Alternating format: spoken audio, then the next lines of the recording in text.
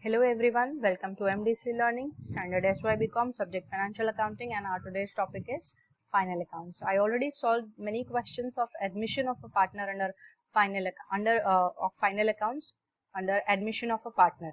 Today we will see one more questions from your e-textbook, that is illustration number 1.2, admission on first day. Everyone please pay attention so that ये type के questions आपको exam में भी मैं पूछूंगी. Everyone please solve, it's a request that please solve all these questions in your notebook and send it to me in personal without fail. Central and Western are in the partnership sharing profit and loss in the ratio of 3:2 from 1st April 2017. They admitted Harbour into partnership, giving him 1/5 share in profits. So first day यानी जिस दिन उनका books of account start होता है उस दिन उन्होंने एक नया पार्टनर हार्बर बोल के अपने पार्टनरशिप फर्म में एडमिट किया. He bought rupees 1,20,000 of which 15,000 was considered as a share of goodwill and the balance as his share of capital. You are required to prepare so and so accounts. Here prepare the trading account, profit and loss account and balance sheet as on 31st March 2018. See the trial balance. Girls, I want you all to write this trial balance in your notebook so that as and when I am giving you each and every items that where they are going to sit. Like हर एक item का यहाँ पे दिए हुए हर एक item का अपना एक घर है. Whether trading account में है या profit and loss account में है या balance sheet में है. You have to post all these items. Final account solve करने का एक ही टेक्निक है. कौन सा वाला? वो एक टेक्निक है कि हमको क्या करना पड़ेगा, हर आइटम जो ट्रायल बैलेंस में दिया है कहीं ना कहीं एक जगह पोस्ट करना है. उसके अलावा नीचे आपके साथ जो एडजस्टमेंट्स दिए हैं कहीं ना कहीं दो जगह पोस्ट होंगे. So here we are starting with the drawings. So drawings will be the personal का प्राइवेट खर्चा, वो खर्चा जो बिजनेस से लेकर के वो अपने लिए करता है. सो सेंट्रल का ड्राइंग है, वेस्टर्न का ड्राइंग है, हार्बर का ड्राइंग है. There are 3 partners in a partnership firm called Central, Western and Harbour. Okay, so तीनों के वैल्यूज देख लो, 48,000, 42,000 and 30,000.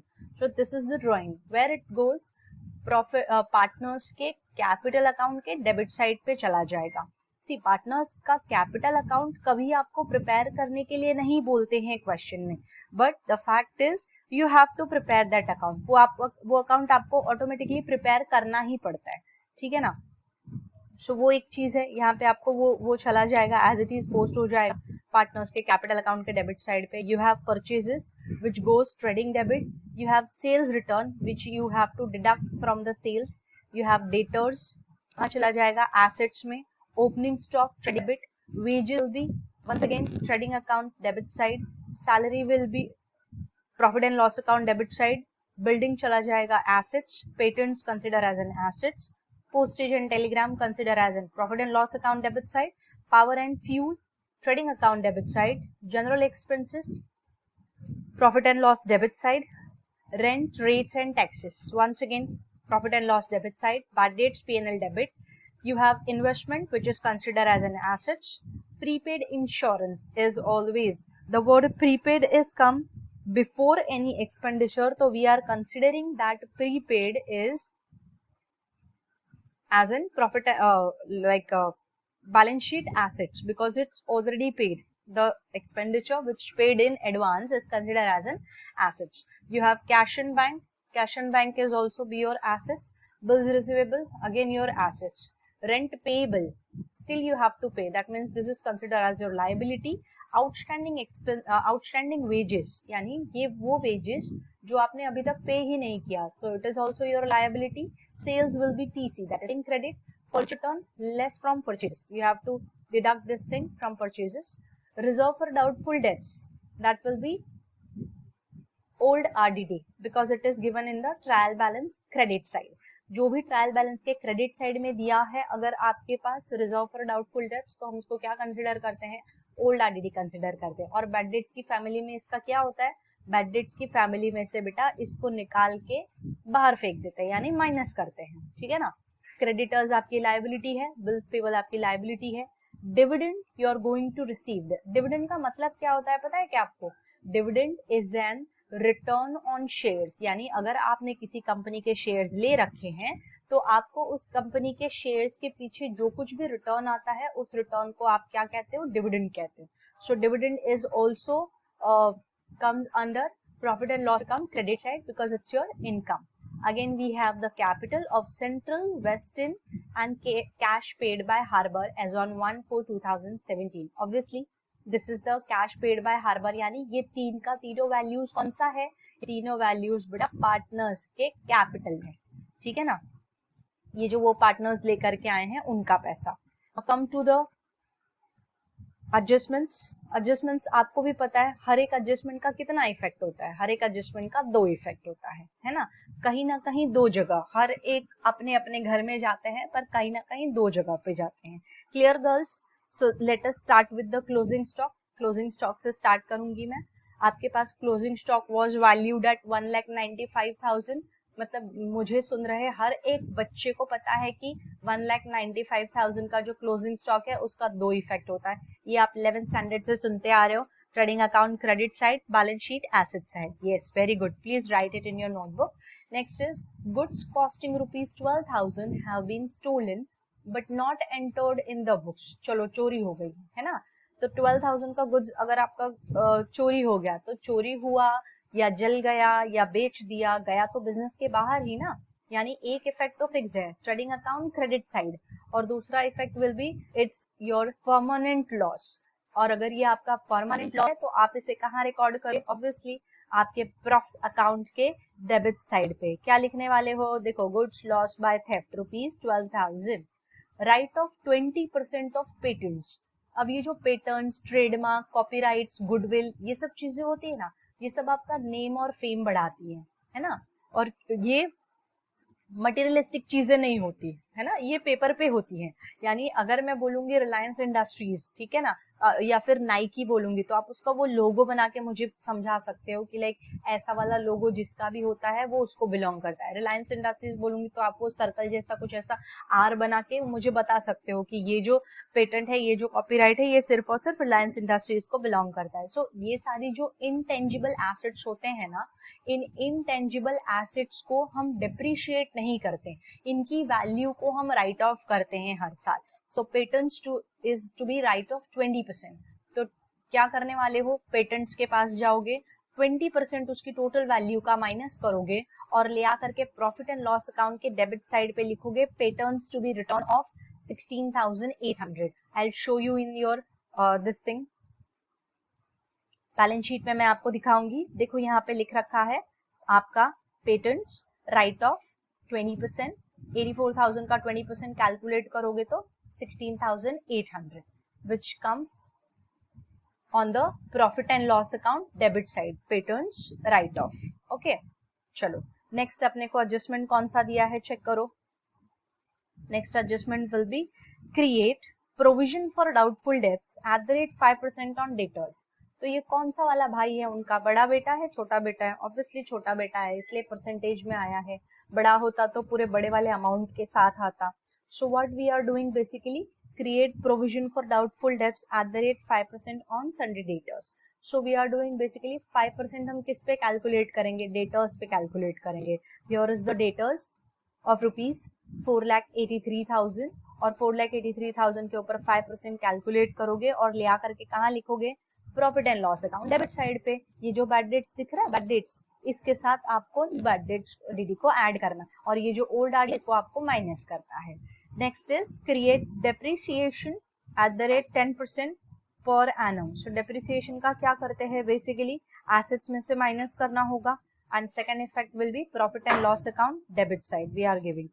Now the next is here is the accounts, here is the solution which I already prepare for you. Trading account for the year ended 31st March 2018. Here is the debit side, credit side. I already write down the opening stock 3,26,700.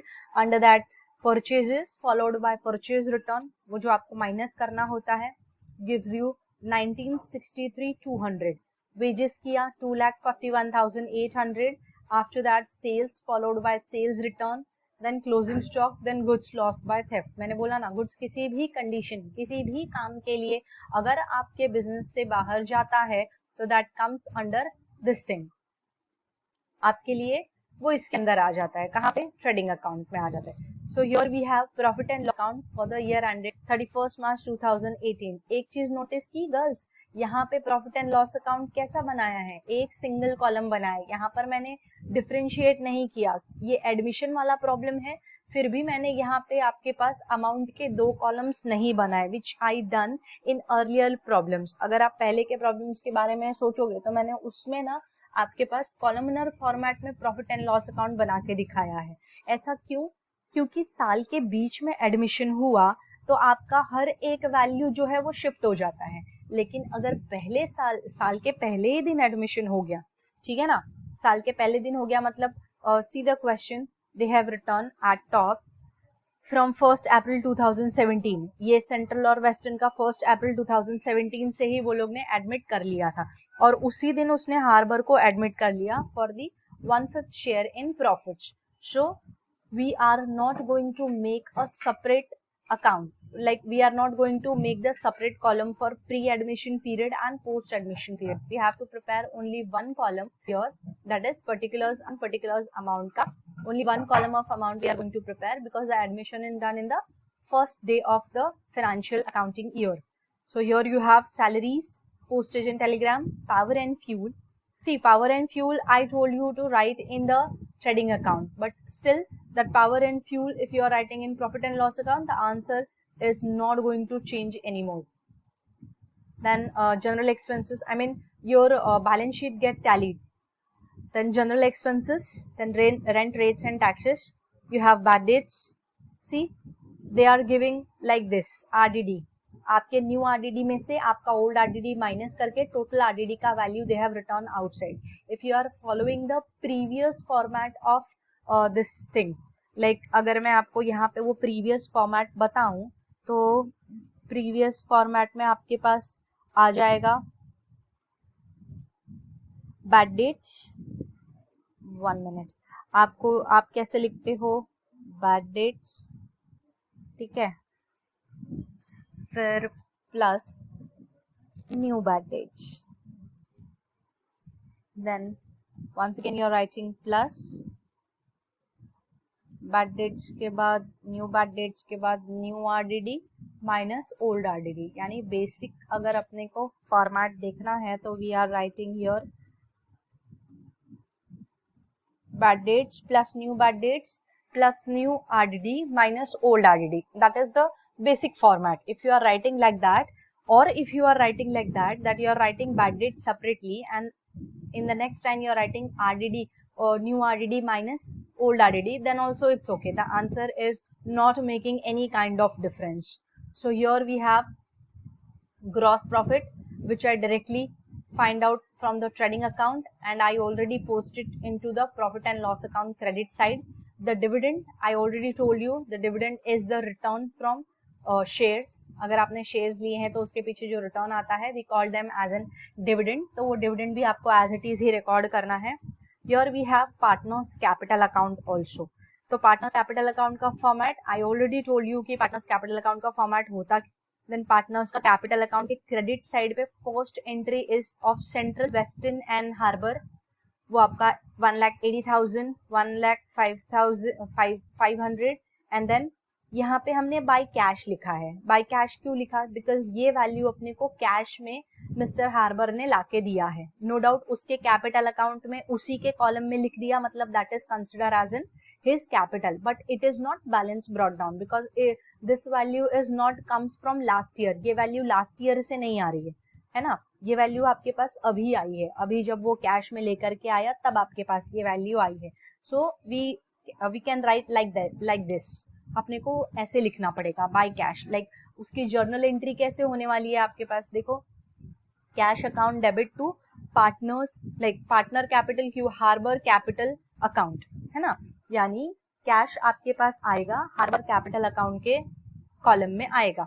सो यहाँ पर भी जब आप देखोगे तो cash and bank balance में कोई and नहीं होगी, बट ये वाला जो कैश आपके पास आया है that directly consider as an capital of mister Harbour. Cash bank का बैलेंस बढ़ नहीं है, ये मिस्टर हार्बर का कैपिटल है। So we are writing the total value as it is. ये वैल्यू आपको एज इट इज यहाँ पे लिखना है। We can see into the question. Question में उसके पास 1 lakh. Yes girls, so Harbour line, sorry, ये जो नया वाला पार्टनर है अपना हार्बर, ऐसा ट्रैक्स के नाम दिए है ना, इसलिए हार्बर लाइन निकल गया। सो आपके पास ये जो पार्टनर है हार्बर नाम का, he bring a cash of rupees 1,20,000, out of which rupees 15,000 was considered as a share of goodwill, है ना। तो 1,20,000 माइनस 15,000 करोगे तो आपके पास automatically you will get 1,05,000 as his share of goodwill। So हमने यहाँ पे उसके गुडविल का शेयर कितना लिखा, चेक करो, 1,05,000 as in share of goodwill। Okay, next is goodwill का क्या करना है। अच्छा, तो goodwill is bought in cash by, so this goodwill of the organization is created by Central and Western, है ना। ओल्ड पार्टनर्स ने ही गुडविल बनाया है। तो the value of goodwill, the value of 15,000 of goodwill is shared by the old partner in their old ratio. The journal entry for that will be goodwill account debit to central capital account to western capital account, because the harbor is giving total 1,20,000 in cash. Out of that 1,20,000 rupees, 15,000 is considered as his share of goodwill. So goodwill is distributed by the old partners among themselves. So 15,000 का capital वो जो old ratio में distribute करना पड़ेगा अपने को। Old ratio is given in your question as in, what is the old ratio? Old ratio is question के starting में सबसे दिया हुआ है, I have to scroll it up. Okay, 3:2। So आपको रिकॉर्ड करना पड़ेगा 3:2 के रेशियो में, ठीक है। 3:2 के रेशियो में डिस्ट्रीब्यूट कर देंगे सेंट्रल और वेस्टर्न को।